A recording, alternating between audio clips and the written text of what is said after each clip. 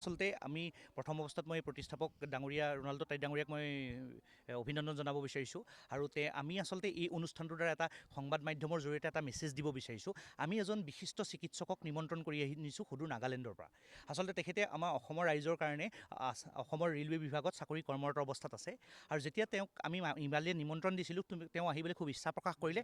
এটা কথা ভাবি চোৱাত আচৰিত, তেওঁ নিজৰ আংকলৰ আজি ৰিচেণ্টলি সেই পাহাৰৰ লেণ্ডশ্লাইডিঙত তেওঁ আংকলৰ মৃত্যু হৈছে, তথাপিও কিন্তু তেওঁ অসমবাসীৰ সেৱা কৰিবলৈ মানে অপাৰ তেওঁ চিন্তা কৰে অসমবাসীৰ কাৰণে, আৰু সেই হেতুকে তেওঁ সুদূৰ নাগালেণ্ডৰ পৰা আহি আজি আমাৰ ইয়াত উপস্থিত হৈছে আৰু আমাৰ কেম্পত চিকিৎসা সেৱা আগবঢ়াইছে। আৰু এইটোৰ দ্বাৰা এটা আমি ছ'চিয়েল মেছেজ আচলতে দিব বিচাৰোঁ। অনুগ্ৰহ কৰি আপোনালোকে এইটো সংবাদ মাধ্যমত প্ৰচাৰ কৰিব।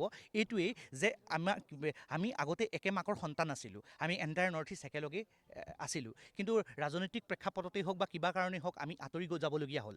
আৰু সেইটো কাৰণে যেতিয়া মই ছাত্ৰ জীৱনত ছাত্ৰ হিচাপে আছিলোঁ তেতিয়া মই শুনা পাইছিলোঁ মেৰাপানীত সীমা সমস্যাক লৈ পেলাই নগা আৰু অসমীয়াৰ মাজত কাজিয়া লাগিছিল। ঠিক তেনেকৈ কেতিয়াবা শিৱসাগৰ জিলাতো বৰ্ডাৰ এৰিয়াবিলাকত নগা আৰু অসমীয়াৰ যুদ্ধ হৈ থাকে, কাজিয়া লাগি থাকে। কিন্তু আমি এই অনুষ্ঠানটোৰ জৰিয়তে আজি কৰা এই মানৱদৰ্দী কাৰ্যসূচীটোৰ দ্বাৰা এটা সংবাদ মাধ্যমৰ জৰিয়তে বাৰ্তা দিব বিচাৰিছোঁ। এজন নাগালেণ্ডৰ পৰা আহি নগা চিকিৎসকে অসমীয়া ৰাইজৰ ওচৰত যি ধৰণে চিকিৎসা সেৱা আগবঢ়াইছে, পৰৱৰ্তী পৰ্যায়ত আমি নদী নাৰী সংস্থাটোও যদি দৰকাৰ পৰে আমি নাগালেণ্ডলৈ গৈ নগা ৰাইজৰ সেৱাৰো আগবঢ়াম। আৰু এইটো এটা সমন্বয়ৰ বাৰ্তা হওক যে আমি একে আইৰ সন্তান হিচাপে, বাই ভনী হিচাপে যেন বসবাস কৰোঁ, আৰু পৰৱৰ্তী পৰ্যায়ত আমি যেন ভূমিক লৈ বিবাদ নকৰি নগা আৰু অসমীয়াৰ মাজত কেতিয়াও যেন যুদ্ধ নহয়, শান্তিৰ সমন্বয়েৰে আমি বসবাস কৰোঁ। আৰু এগৰাকী আমাৰ অতীজতে এটা কথা আছে, যেতিয়া মোৰ ভাবিলে এইবোৰ খুব দুখ লাগে যে আমি স্বৰ্গদেউ গদাধৰ সিংহৰ দিনত এটা কাহিনী আছে যে ডালিমীৰ লগত মৰম হৈছিল, প্ৰেম হৈছিল, সুদূৰ নগা পাহাৰ আজিও সাক্ষী হৈ আছে।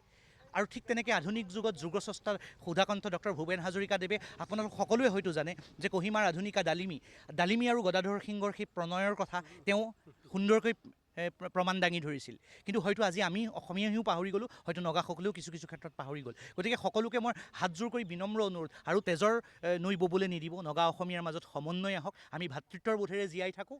আৰু সকলোকে অনুৰোধ যাতে আকৌ কহিমাৰ ডালিমী হৈ আমাৰ অসমৰ কোনোবা এজন গদাধৰ সিংহ হৈ বৰ্ডাৰত বসবাস কৰা নগা অসমীয়াৰ মাজত যাতে প্ৰেমৰ সমন্বয় হওক, অসমীয়া ছোৱালী যেন নগালৈ গৈ বিয়া পাতি সুখে শান্তিৰে জীয়াই থাকক, ঠিক তেনেকৈ অসমীয়া ল'ৰায়ো যেন নাগিনী ছোৱালী আনি সুখে শান্তিৰে জীয়াই থাকক। এই অনুষ্ঠানটোৰ জৰিয়তে আচলতে এই সমন্বয়ৰ বাৰ্তাটো সেই বিশিষ্ট চিকিৎসক, সন্মানীয় চিকিৎসক ডক্টৰ আবাংগী জমিৰ ডাঙৰীয়াৰ জৰিয়তে আমি প্ৰেৰণ কৰিব বিচাৰিছোঁ। আৰু মোৰ সংবাদ মাধ্যমলৈ বিনম্ৰ অনুৰোধ যাতে আপোনালোকে এই নিউজটো প্ৰচাৰ কৰে। ধন্যবাদ।